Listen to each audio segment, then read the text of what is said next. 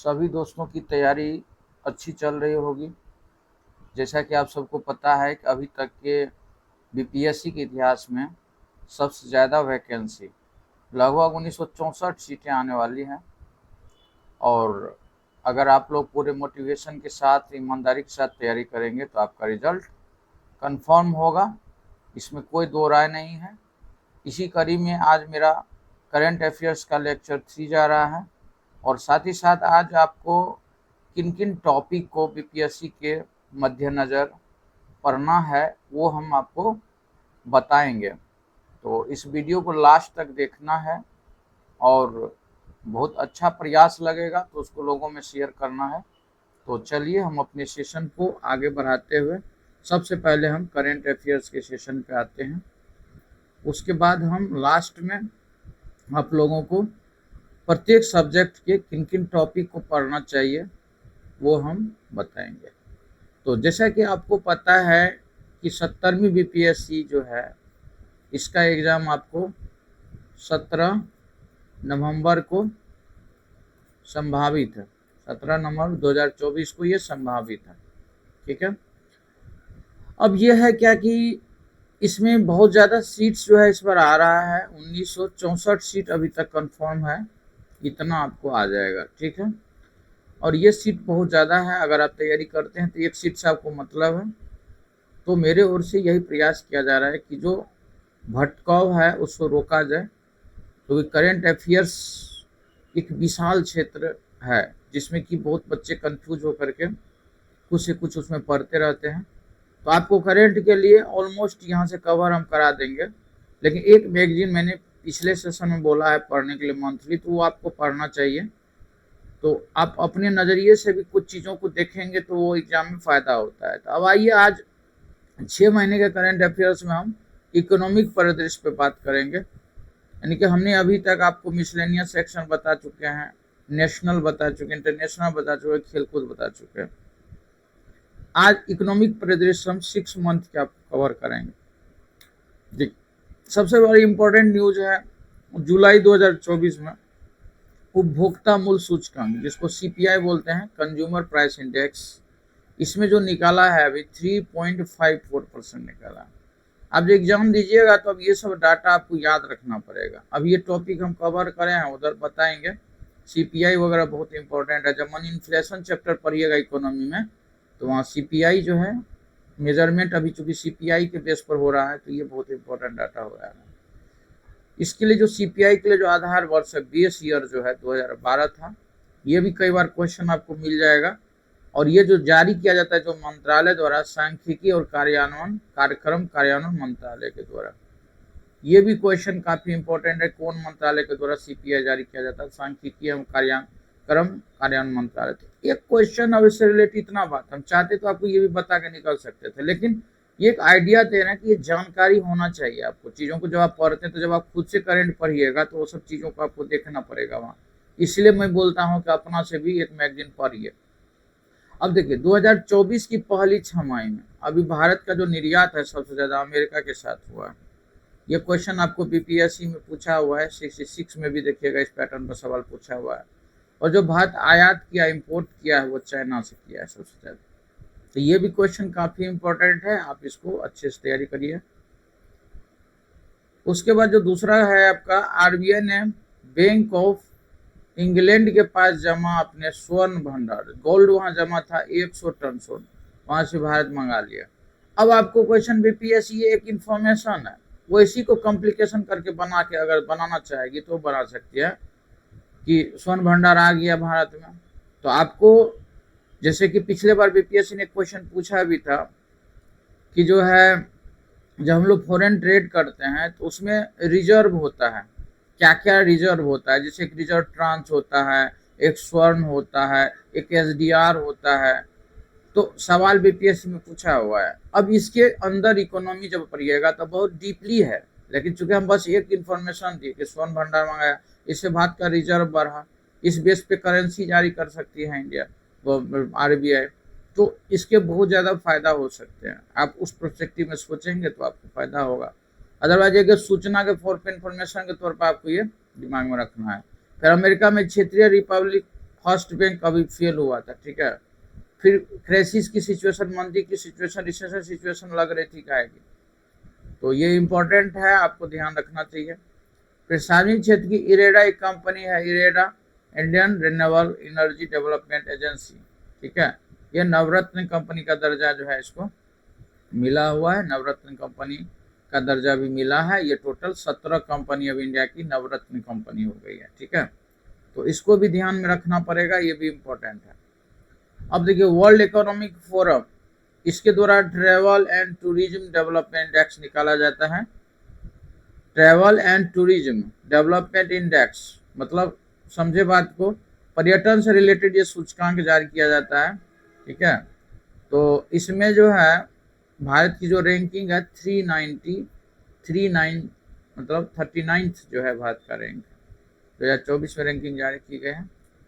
उसके देखिए भारतीय अर्थव्यवस्था में जीडीपी में वृद्धि दर जो रहा है, अभी सब ने अनुमान लगाया अप्रैल 2024 में वर्ल्ड बैंक 6.6% ये अनुमान लगाया कि भारत का जीडीपी ग्रोथ रेट ये रहेगा। Asian development bank ADB, Asian development bank, एशियाई विकास बैंक, इसने 7% लगाया है।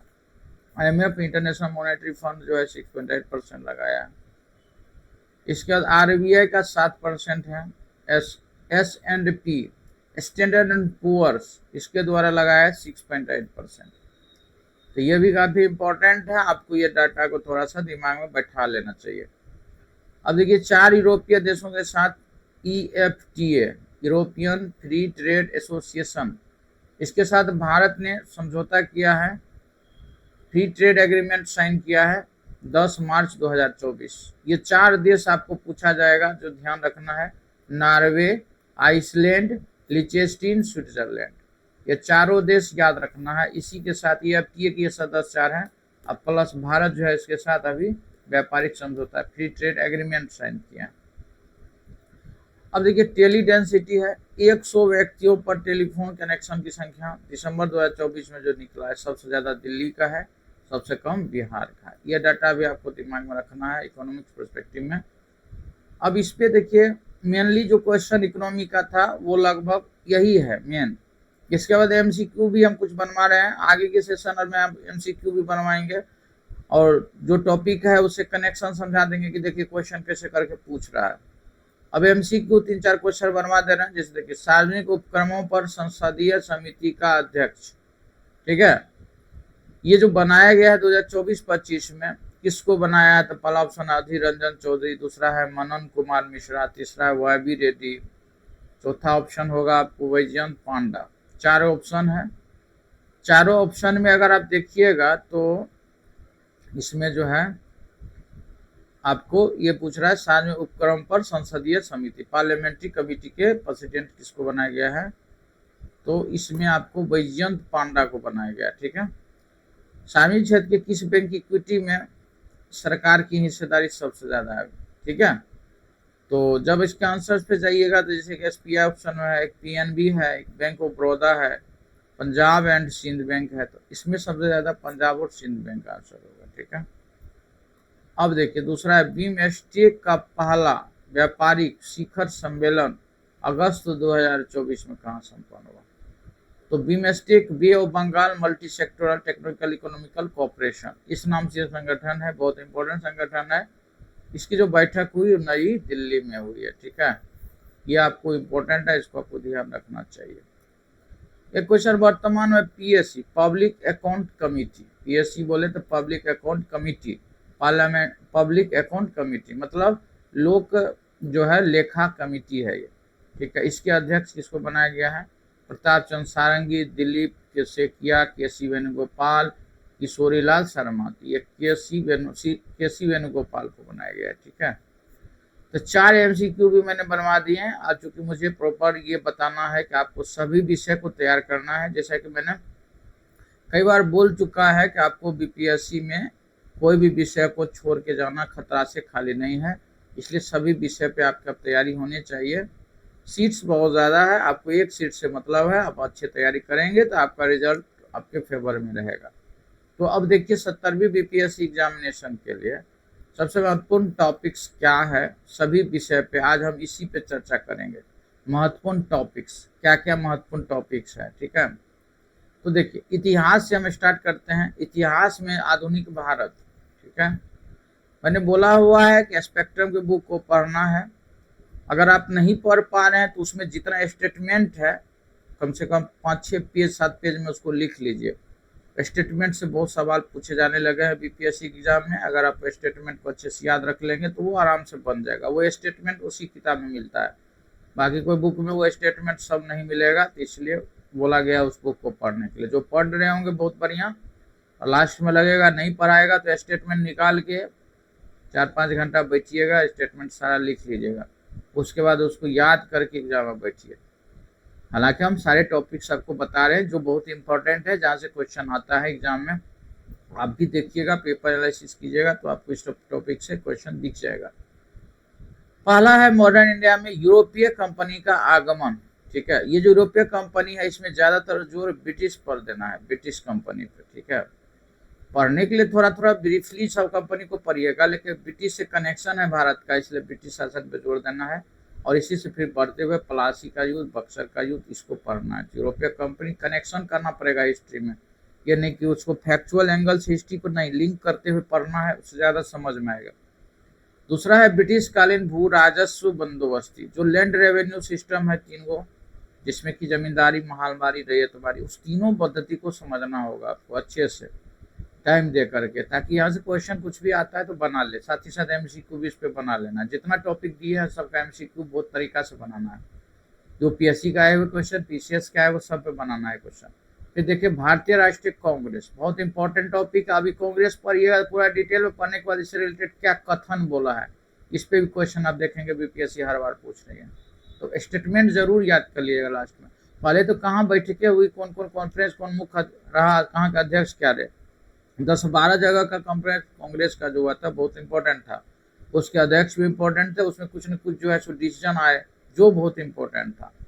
उसके बाद जो है उस पर स्टेटमेंट आया, समय समय पर कांग्रेस को लेकर कथन दिए गए भारतीयों के द्वारा और विदेशियों के द्वारा। तो उस स्थिति में कथन पूछा जाता है, तो वो भी एक तरीका है पढ़ने का, वो आपको वहाँ से मिल जाएगा स्पेक्ट्रम बुक से।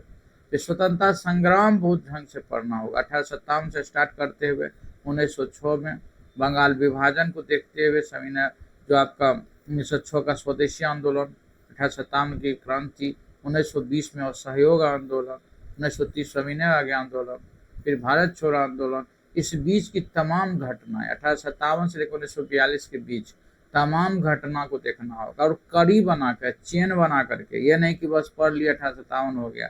1857 की क्रांति को पढ़ने के बाद उसका क्या इम्पैक्ट पड़ा आगे के सिचुएशन पे, तो सीधा है भारत ब्रिटिश शासन का अधीन चला गया। यहीं से क्राउन का शासन शुरू हुआ 1858 के एक्ट के तहत। भारत में महारानी की घोषणा सामने आ गई। जो राजे रजवाड़े डर गए थे, जो बच गए थे, वो बचे रह गए। उसके बाद उनके साथ तब उस तरह का व्यवहार नहीं हुआ। डलहौजी चूंकि हड़प नीति लाए, तो 2 तरह का सिचुएशन, एक बैकग्राउंड में कि हड़प आखिर डलहौजी के समय 1857 क्रांति की क्या ऐसी सिचुएशन हो गई, और वो हो गई तो उसके क्या इम्पैक्ट पड़े, उस इम्पैक्ट के बाद क्या भारत पे प्रभाव पड़ा। तो आपको बहुत समझते हुए हिस्ट्री को पढ़ना पड़ेगा। उसके बाद 1906 तक की घटना, इस बीच में तो कई घटनाएं हैं। 1858 का एक्ट है, उस एक्ट को पढ़ने के बाद 1861 का एक्ट, उसके बाद 1861 के बाद 1892 का एक्ट, 1909 का एक्ट, 6 के बाद 9 का एक्ट। तो कहने का मतलब है कि एक्ट में जो मुख्य बातें हैं वो भी जानना पड़ेगा। फिर ये आखिर क्या परिस्थिति हुई कि बंगाल विभाजन हुए, वहाँ के सिचुएशन को देखना, बंगाल विभाजन के क्या इम्पैक्ट हुए, सभी चीज़ों को समझना पड़ेगा। एकदम क्लियर बात हम बता रहे हैं, क्योंकि यहाँ पे हम जो बता रहे हैं एकदम जो 100% फैक्ट है वही बता रहे हैं। उसका देखिए ब्रिटिश कालीन एक्ट बता दिए, वही एक्ट जो 1773 में एक एक्ट आया, 1784 का आया है, 1793 का भी एक एक्ट है, फिर 1813 का है, 1833 का एक्ट है, फिर 1858 का एक्ट हो गया, 53 एक है, 1853, 1858, फिर 1861, 1892, 1909, 1909 के बाद 1919, 1935। उसके बाद उसमें कई मतलब आया है कैबिनेट मिशन, पिछले बार क्वेश्चन भी आपको पूछा हुआ है, कैबिनेट मिशन है, या अगस्त ऑफर का मामला है, या बेबल प्लान है। उसी के बीच में और भी घटनाएं हैं, भारत में आज़ाद हिंद फौज का गठन होता है। तो ये एक्ट पढ़िएगा तो यहाँ से 1, 2, 3 क्वेश्चन आपको मिल जाएगा। पॉलिटी में लगा करके 4-5 क्वेश्चन बन जाता है, इसलिए इसको सिस्टम में पढ़ना है। टारगेट करके पढ़ना है कि एक्ट पढ़ना है तो एक दिन समय देंगे, पूरा एक्ट को पढ़ लेंगे और समझ लेंगे। एक्ट को रटने से नहीं होगा कि उसमें ये कहा, उससे भी क्वेश्चन नहीं बनता है। वो अंडरस्टैंड करिएगा, फील आएगा, उसके बाद आप सवाल देख करके आंसर दे सकते हैं। फिर गवर्नर जनरल देखिए, हर बार आपको यहाँ से क्वेश्चन आ रहा है। अब गवर्नर उठाए सारा नहीं पढ़ डालना है, इसमें 10-12 गवर्नर जनरल हैं जो काफ़ी इंपॉर्टेंट है। जैसे मैंने डलहौजी का नाम लिया, आपको उसके बारे में जानना चाहिए। लॉर्ड रिपन के बारे में जानना चाहिए, लिटन के बारे में जानना चाहिए, इरविन के बारे में जानना चाहिए, रीडिंग के बारे में जानना चाहिए। शुरू शुरू में कॉर्नवालिस है बंगाल का गवर्नर, उसके बारे में, वारेन हेस्टिंग है बंगाल गवर्नर, वो सब के बारे में आपको थोड़ा थोड़ा जानकारी हासिल करना चाहिए अच्छे से, ठीक है। लॉर्ड कर्जन के बारे में, ये सब कुछ गवर्नर जनरल है कि लिमिट करके जो बहुत कोर है जहाँ क्वेश्चन आ रहा है उसको पकड़ के पढ़ना है। फिर ब्रिटिश कालीन आयोग, बहुत सारा आयोग बना है, चाहे लिचेस्टीन आयोग हो, है कि नहीं है, चाहे बटलर कमीशन आया हो, ऐसे तमाम आयोग बना है, विटले कमीशन। आपको वो सबको मेन को याद करना होगा। और ये लूसेंट में भी दिया हुआ है, लूसेंट बुक को भी आधार बनाते हैं ना, तो यहाँ से भी आयोग हो जाएगा। गवर्नर जनरल लूसेंट में भी दिया हुआ है, वहाँ से भी आप पढ़ के कर सकते हैं। बना के क्वेश्चन बनाना है, PYQ करना है, ये नहीं कि गवर्नर पूरा पढ़ रहे हैं। PYQ पे कमांड करिए, जितने गवर्नर पाए हुए हैं उतना भी बना लीजिए, एग्जाम क्वेश्चन बन जाएगा। उसके बाद प्राचीन भारत में देखिए ज़्यादा उलझना नहीं है, वो हड़प्पा चैप्टर को थोड़ा देख लेना है, कौन जगह कहाँ पे है, कहाँ से क्या मिला है, बस 2-3 बेसिक। हमारे हड़प्पा देखिएगा हमेशा सवाल रहता है बीते। फिर 16 महाजनपद, खास के बिहार का जो महाजनपद है, 3 महाजन, उस पर ज़्यादा फोकस करना है। बुद्ध और जैन, मौर्य के बारे में, गुप्ता और पाल, इतना पढ़ लीजिए। बहुत ज़्यादा नहीं दिए हैं, बहुत लिमिटेड दिए हैं, आप इतना कर लीजिए, आपका तैयारी हिस्ट्री का हो जाएगा, भटकना नहीं है। मध्यकालीन में जाइएगा तो दिल्ली सल्तनत देखिए बहुत इंपॉर्टेंट है, क्योंकि बख्तियार खिलजी से कनेक्शन होता है दिल्ली सल्तनत का, इसीलिए इसको जानना पड़ता है। मुगल बहुत ज़रूरी है कि नहीं है, इसको आपको पढ़ना चाहिए। मराठा को पढ़ना पड़ेगा। सिख राज, गुरु गोविंद सिंह, ठीक है, इससे कनेक्शन हो जा रहा है, इसलिए क्वेश्चन बन जा रहा है। तो आपको ये 4 टॉपिक को मध्यकाल में पढ़ना है। बहुत कम में मैंने रखा है, इतना कर लीजिए, देखिएगा क्वेश्चन आसपास घूम रहा है, ज़्यादा नहीं भटक रहा है क्वेश्चन। और उसका PYQ जो BPSC का है वो बनाना है, टाइम मिल जाता है, तैयारी अच्छी हो जाती है तो UPSC के भी बना लेंगे क्वेश्चन, तो बहुत फायदा करेगा। उसके बाद इकोनॉमी में आइए, देखिए इकोनॉमी में क्या है कि इकोनॉमी के सेक्टर है, सेक्टर ऑफ इंडियन इकोनॉमी, जैसे प्राइमरी सेक्टर, सेकेंडरी, टर्सरी है, क्वाटरनरी सेक्टर है, पंचम सेक्टर है। 5 सेक्टर में इंडियन इकोनॉमी है, आपको समझना होगा क्वाटरनरी में क्या है, फिफ्थ में क्या है, प्राइमरी में क्या है, सेकेंडरी, एक बेसिक समझ के लिए पढ़ना होता है इसको। फिर मॉनेटरी पॉलिसी और फिजिकल पॉलिसी, ये दोनों बहुत अच्छा से पढ़ना पड़ेगा। मार्केट में शेयर मार्केट और बैंक, ये दोनों क्वेश्चन आता है, बैंक और शेयर मार्केट। वर्ल्ड की संस्थाएं जैसे IMF हो गया, वर्ल्ड बैंक हो गया, है कि नहीं, ये सब आपको यहाँ जानना होगा। WTO हो गया, IMF हो गया, ठीक है, वर्ल्ड बैंक हो गया, ये 3 संस्था कम से कम 20 संस्था में पढ़ लेना है। गरीबी और बेरोजगारी को थोड़ा पढ़ना। ह्यूमन मानव विकास पे देखिए पिछली बार पूछा हुआ है, ह्यूमन डेवलपमेंट। आप कुशल मानव को कुशल बना देते हैं तो वो ह्यूमन डेवलपमेंट हो जाता है। तो ये वाला क्वेश्चन पिछले बार था, इसलिए इसको पढ़ लीजिएगा तो फायदा में रहिएगा। मनी इन्फ्लेशन चैप्टर, जैसे अभी मनी इन्फ्लेशन में है ना, एक CPI के आधार पर मान पाते, CPI अभी बता रहे थे ना, कंज्यूमर प्राइस इंडेक्स, ये मनी इन्फ्लेशन चैप्टर बहुत इंपॉर्टेंट है, एक बार समझना है। मनी इन्फ्लेशन में जब जाइएगा तो मनी इन्फ्लेशन क्या होता है, मनी इन्फ्लेशन का मेजरमेंट क्या होता है, मनी इन्फ्लेशन में जो है सो मंदी से कैसे इसका रिलेशन है, महंगाई से क्या रिलेशन है ना, मंदी क्या टाइप का है, महंगाई क्या तरह का हो रहा है, किस तरह से महंगाई क्रिएट होता है। थोड़ा समय दे के इस चैप्टर को समझ लेंगे तो आपको इस पे भी 1-2 क्वेश्चन हमेशा आता है। और बजट इको सर्वे आपको पढ़ना है, और हम बताएंगे भी बजट इको सर्वे, अगला सेशन हो सकता है करेंट में हम बजट इको सर्वे। तो बजट इको सर्वे की इंडिया का बजट है ना, और उसके बाद बिहार का बजट, इको सर्वे में इंडिया और बिहार दो को कर लेना है, आपको तैयारी हो जाएगी। इतना आपको इकोनॉमी में करना है। पॉलिटी में आइएगा तो संविधान सभा का गठन कैसे हुआ, ये बहुत इंपॉर्टेंट है। प्रियम्बल बहुत इंपॉर्टेंट है, फंडामेंटल राइट, DPSP, ये सब काफ़ी इंपॉर्टेंट चैप्टर है। संसद, पार्लियामेंट, न्यायपालिका, संविधान संशोधन के इम्पोर्टेंट अनुच्छेद, ये आप लूसेंट से भी कर लीजिए कम से कम, क्योंकि अब लूसेंट तो फेल हो रहा है, लेकिन फिर भी हम कहेंगे लूसेंट से कर लेना है। संविधान संशोधन महत्वपूर्ण अनुच्छेद। इसके बाद 20 वर्ल्ड भूगोल में आइएगा, अक्षांश देशांतर, ये बेसिक के लिए पढ़ लेना है। मानचित्र आपको डेली देखना है, 10 मिनट 15 मिनट आदत डाल लीजिए मानचित्र। विश्व के घास के मैदान, जनजाति, प्लेट टेक्टोनिक, यहाँ से देखिए पिछले बार भी सवाल बार बार आ रहा है, प्लेट टेक्टोनिक थ्योरी थोड़ा सा समझ लेना है। महाद्वीपीय विस्थापन, कॉन्टिनेंट ड्रिप थ्योरी, वर्ल्ड की जलधारा, देखिए यहाँ से भी सवाल बीपीएससी ने पूछा है, कई बार पूछा है, पिछले बार भी पूछा है। ये कुछ कोर टॉपिक है, इतना को पढ़ने और समझने में अच्छा खासा समय लगेगा, लेकिन हाँ फिर भी हम कहेंगे कि एक बार पढ़ लीजिएगा, रिस्क नहीं लेना है।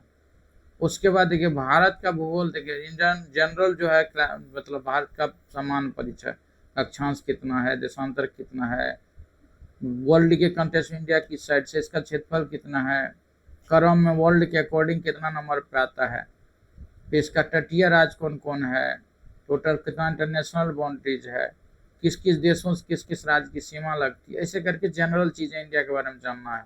फिर सॉइल चैप्टर, वेजिटेशन जो है, वनस्पति, जनजाति, ये सब काफ़ी इंपॉर्टेंट है। एग्रीकल्चर, इंडस्ट्री, मानचित्र, मानचित्र सब जगह, बिहार स्पेशल में भी मानचित्र सेट करना है पढ़ने में, मानचित्र के बगैर काम नहीं बनेगा। अब साइंस में आइए, साइंस में फिजिक्स, केमिस्ट्री, बायोलॉजी और साइंस एंड टेक्नोलॉजी। अब यहाँ से भी एक दो सवाल आने लगा है।